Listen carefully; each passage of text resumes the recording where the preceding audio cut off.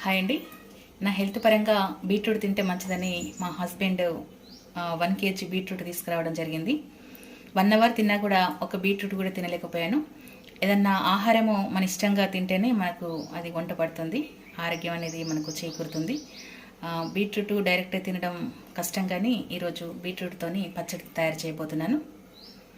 చాలా టేస్టీగా ఉంటుంది, చాలా ఈజీగా చేయొచ్చు. నేను ఏ విధంగా చేస్తున్నానో మీరు కూడా చూసేయండి. ఏ వంటైనా స్పెషల్ టేస్ట్ తాలింపుతోనే వస్తూ ఉంటుంది. తాలింపు కోసం ఆవాలు, జీలకర్ర, మినప్పప్పు, శనగపప్పు, ఎండుమిర్చి, ఎల్లిపాయలు, కరివేపాకు అన్నీ రెడీ చేసి ఉంచాను.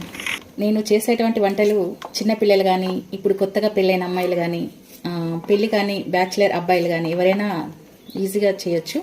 అంత ఈజీగా చేస్తాను నేను చేసేటువంటి వంటలు. శ్రీదేవిని ఫాలో అవ్వండి. ముక్కలుగా కోసుకున్న బీట్రూట్ ముక్కల్ని నూనెలో కాసేపు వేయించాను. తర్వాత ఇదే బాండిలో పచ్చిమిర్చి వేసి వేయించాను. తర్వాత మిక్సీలో బీట్రూట్ ముక్కలు, పచ్చిమిరపకాయ ముక్కలు, ఉప్పు, చింతపండు రసం అన్నీ వేసి మిక్సీ పట్టాను. పచ్చడి మిక్సీ పట్టాక గుబాలించే తాలింపు వేశాను. ఈ తాలింపును పచ్చడిలో వేసి మిక్స్ చేశాను. చాలా బాగుంటుందండి బీట్రూట్ పచ్చడి. ఆరోగ్యంతో పాటు ఇష్టంగా కూడా తినేసేయండి. ఈరోజు అప్పడం, ముద్దపప్పు, బీట్రూట్ పచ్చడి, చిన్న గిన్నెడు అన్నం.